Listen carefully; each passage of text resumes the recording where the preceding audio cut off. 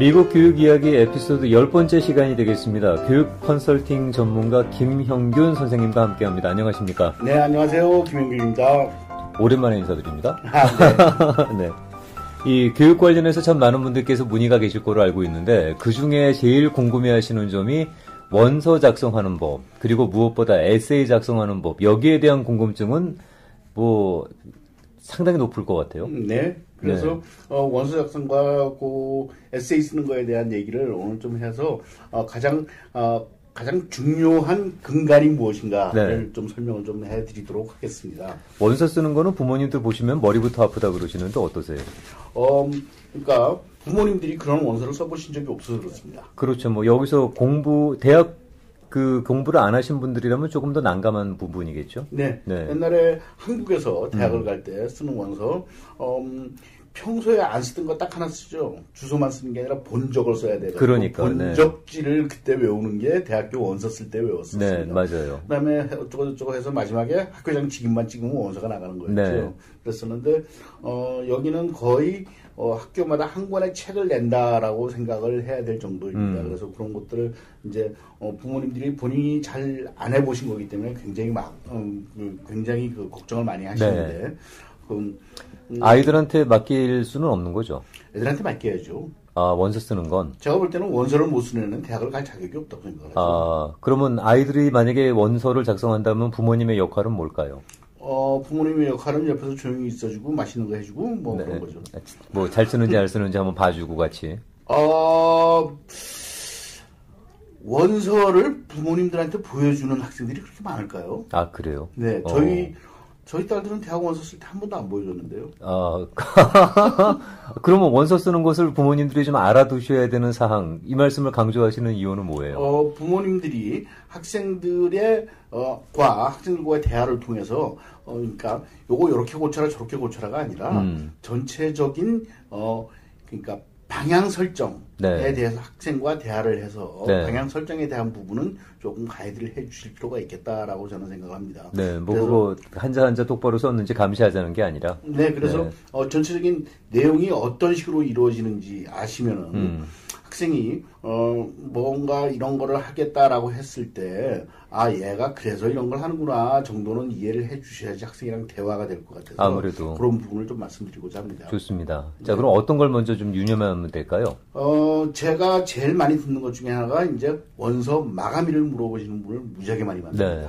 마감일 하는데 마감날 내는 거 절대 아닙니다. 그렇죠. 미리 내시는 게 훨씬 좋고요. 한국에서는 왜 마감날 되면은 막 터져나가고 눈치 보고 마지막에 이 학교에서 저 학교 뛰고 마지막에 꽉 갈아 써서 넣고 뭐 이런 거 했었잖아요. 여기는 그런 거 아닙니다. 그래서 이제 원서 마감일은 언제냐 그러면은 원래대로 하면은 UC 원서, UC 원서는 11월 말일까지입니다. 11월 말일까지고 얼마 안 남았네. 예, 프라이빗은 12월 말 또는 1월 초 중순 학교마다 조금씩 다른데 그냥 원칙을 이렇게 가지세요. 제가 11월 말일인데 지난 몇 년간 보면은 말일날은 항상 UC 원서 받는 사이트에 서버가 다운이 됩니다. 하도 많은 애들이 마감날 원서를 내서. 그거 뭐 막판에 몰리는 거는 우리뿐만 아니네요, 그러면은. 네, 그렇습니다. 그래서 그래가지고 11월 말일날 되면은 꼭 11월 말일날 한 11시쯤 되면은 이제 거기에 통보가 뜨죠. 너무 트래픽이 많아서 지금 서버가 다운됐으니까 마감 시간을 12시가 아니라 언제로 연장한다. 12시가 아니라 4시로 연장한다. 6시로 연장한다. 하루 이틀 정도 연장하는 경우가 거의 대부분 많습니다.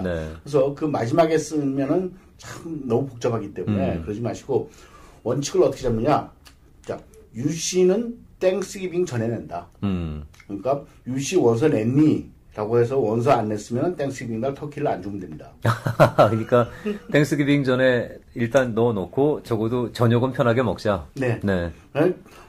땡스기빙 때 밥 먹으면서 너 원서 냈니? 뭐 이거 어떻게 썼니? 저거 하는 게 그거 할 짓이 아닙니다. 그렇지. 예, 그때까지는 마무리 지어야 됩니다. 그리고 사립학교 원서는 언제까지 낸다? 크리스마스 디너 먹기 전까지는 끝낸다. 그렇게 원칙을 잡으시면 됩니다. 네. 괜히 또 추수감사절 저녁 드시면서 크리스마스 저녁 드시면서 그러시면서 괜히 언성 높일 일 없는 거죠. 네. 학생들이 냈다 그러는데 저 원서 냈어요 그러면 그냥 무조건 믿으시면 안 됩니다. 이유는? 크레딧 카드 달라 소리 안 하면 안 낸 겁니다. 아, 그래요? 네. 그 접수할 때 학교당 돈을 내거든요. 원서비 내는데. 그렇죠. 네. 크레딧 카드 달라 그래서 그 크레딧 카드 받아서 입력하기 전에는 원서 낸 거 아닙니다. 그렇죠. 그러니까 원서 다 냈니 그러는데 저 냈어요. 그래가지고 열심히 터키 잘라주시지 마시고. 네. 너 근데 왜 나 크레딧 카드 달라 소리 안 해? 정도는 해주셔야 됩니다. 염두에 두시기 바랍니다. 네. 네. 그래서 원서를 보면 이제 UC 애플리케이션, UC 애플리케이션을 보면은 기본적으로 이제 한 가지 원서를 하나를 작성을 해서 맨 위에 있는 캠퍼스별로 클릭하면 캠퍼스로 별로 다 들어갑니다. 아, 그래요? 네. 그렇기 때문에 UC 원서는 UC 캠퍼스를 하나를 하건 8개를 하건 9개를 하건 결국은 한 가지 원서입니다. 어차피 UC니까. 네. 네. 그래서 그렇게 생각하고 그리고 그 대신 원서는 하나지만 캠퍼스가 여러 개면 학교마다 70불씩 차지가 되니까 그거는 아시고 계시기 바랍니다. 네.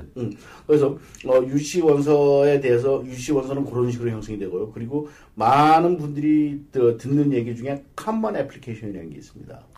그 일반적인 통용되는 그런 네. 얘기일까요? 예. 그래서 미국에 있는 4,200개 대학 중에서 700여 개의 대학이 점점 해마다 그 컴먼 애플리케이션을 쓰는 학교 수가 늘어나고 있습니다. 네. 그래서 700여 개의 대학은 이렇게 같은 원서 형태를 통해서 그렇죠. 학생들이 여러 군데에 보낼 수 있도록 하는데, 자, 컴먼 애플리케이션을 학생이 작성하신다고 했을 때 많은 학생들이 이제 컴먼을 쓰는 학교만 더 어플라이 하겠다는 애들이 꽤 많습니다.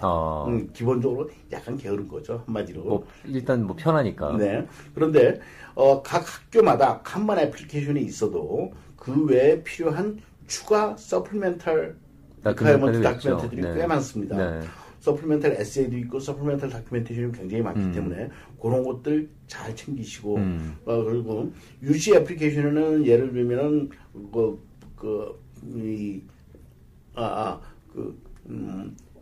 레코멘데이션 레터가 없습니다. 추천서가 없는 거예요? 네, 추천서 없이 그냥 접수를 하는데 사립학교 컴먼 애플리케이션에도 전부 추천서가 있어야 되니까 추천서 같은 것들 챙기시고요. 네. 그럼 몇 장이나 있으면 좋아요? 추천서 같은 경우는? 추천서요? 네. 많으면 많을수록 좋은 거예요? 아니면은? 많으면 많을수록 좋다고 생각하시면 대학 아무 데도 못 갑니다. 자, 어떤 학교는 2개. 네. 2개도 하나는 학과목 선생님, 하나는 스튜던트 카운슬 네. 지정을 해놓은 학교들이 있습니다. 그 2개 내려는데 3개 내면 무조건 떨어집니다. 읽어보지도 않습니다. 네. 얘는 기본적으로 애플리케이션의 룰도 지키지 못하는 애. 그러니까 우리 리퀘어먼이 뭔지 모른다고 생각하는 거죠? 우리의 리퀘어먼트를 무시했다고 보는 거죠. 네. 그래가지고 룰을 지키지 못하는 학생이라고 보기 때문에 꼭 학교에서 원하는 룰에 맞춰서 네. 그 룰에 정확하게 맞춰서 제출하는 거 꼭 잊지 마시기 바랍니다. 추천서를 내더라도 잘 읽어보고 내셔야 되겠습니다. 네. 그러니까 학교에서 나와 있는 인스트럭션을 읽고 그걸 팔로우 하지 못한다라면 그럼 그 학교에서는 얘는 우리 대학 올 자격이 없다라고 기본적으로 생각합니다. 네. 그렇기 때문에 그거를 팔로우 하는 것들은 그 정도면은 이제 12학년이 된 학생 네. 정도라면은 그 정도는 할 수 있는 머추리티가 저는 충분히 되었다고 생각을 하거든요. 네. 그래서 그런 거를 해야 되고, 근데 이제 컴먼 애플리케이션이 있는 학교에서도, 자, 컴먼 애플리케이션을 안 쓰는 사립학교에서는 자기네 원서가 따로 있습니다. 그렇겠죠. 그런데 컴먼 애플리케이션을 쓰는 학교에도 자기 학교 원서가 따로 있는 경우가 꽤 많습니다.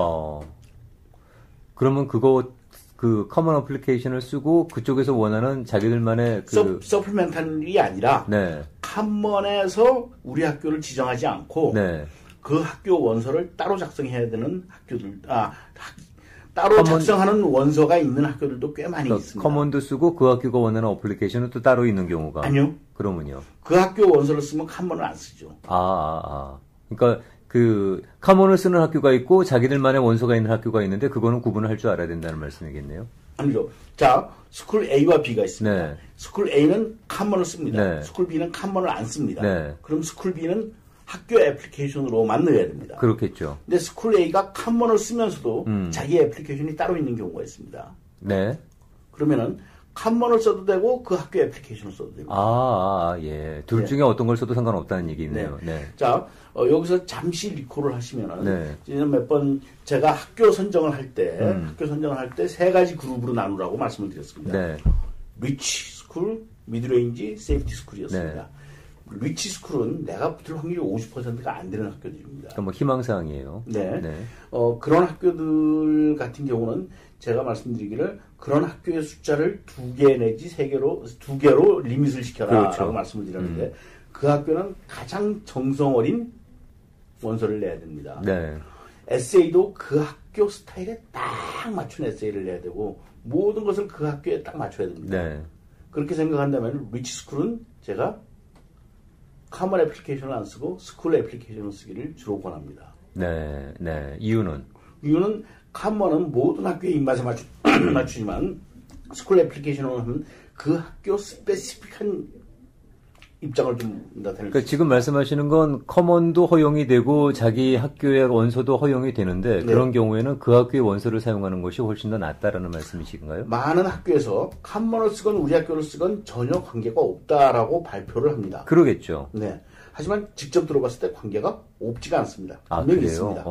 그리고 원서의 내용에 있어서도 커먼에는 제너럴하게 쓰는 거지만 네. 다른 데에서는 예를 들어서 똑같은 에세이를 쓰더라도 나는 이 학교를 너무너무 좋아한다라고 쓰려고 그러면은 칸먼에다가 그걸 못 쓰죠. 그렇죠. 모든 학교에 뭐 다 할 거니까. 통용되는 거니까. 네. 네. 그러니까 스쿨 애플리케이션을 쓰면 그 학교에 대한 자신의 사랑의 깊이를 얘기할 수 있습니다. 네.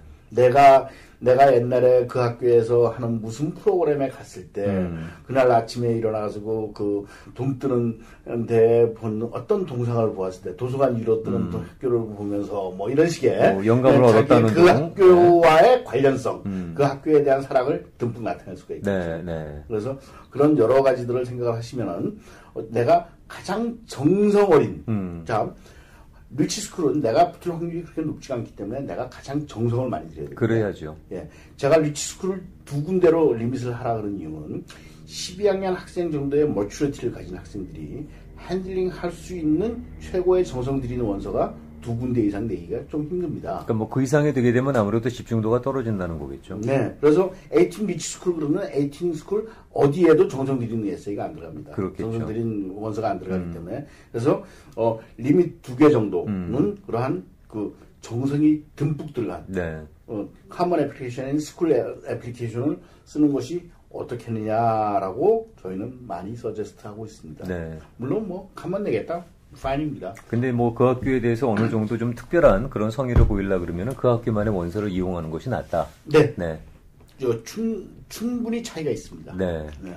그래서 그런 거를 이제 생각을 해서 꼭 이제 커먼이 편하긴 편하지만 커먼 말고 내가 스쿨 애플리케이션을 통해서 내가 좀 더 정성을 들인 모습을 보여줄 수 있겠다. 네. 그리고 그 학교 스페시픽한 형태를 보여줄 수 있겠다 할 때는 네.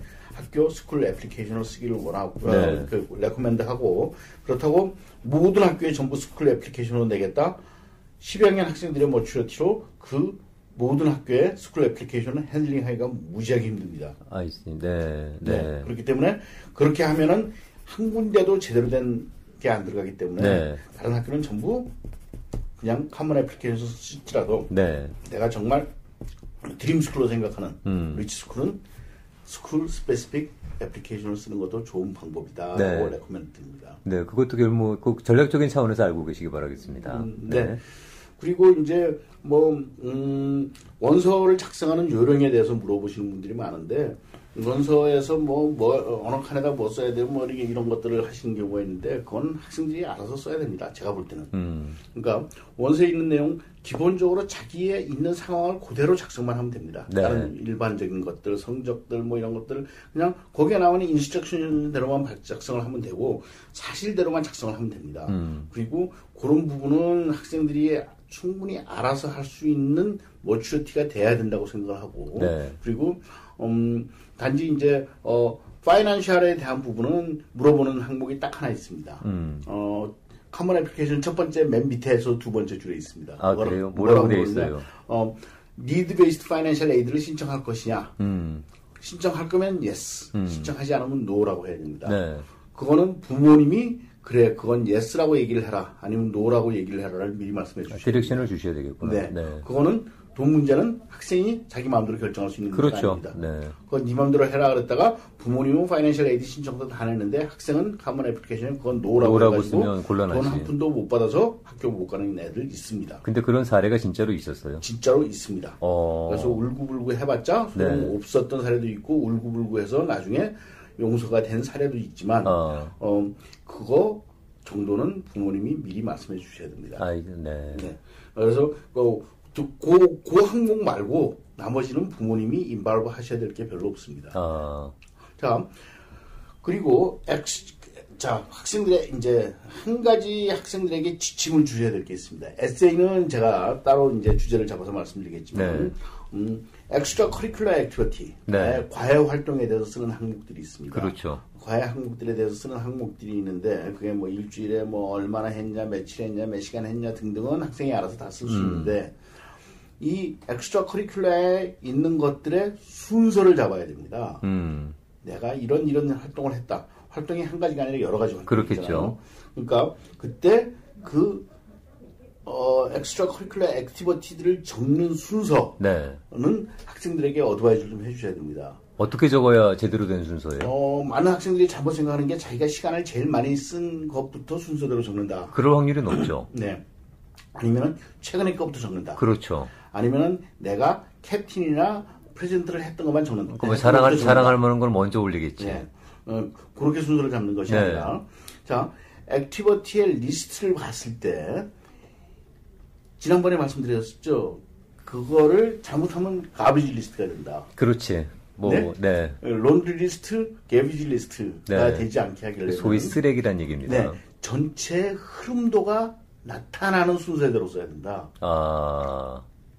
나는, 딴 사람을 도와주는 액티비티가 나의 메인이다라고 하면 그런 한 그룹이 생기고 나는 그 댄스를 가지고 많은 액티비티를 하고 있다 그러면 그 그룹들이 먼저 형성이 됩니다.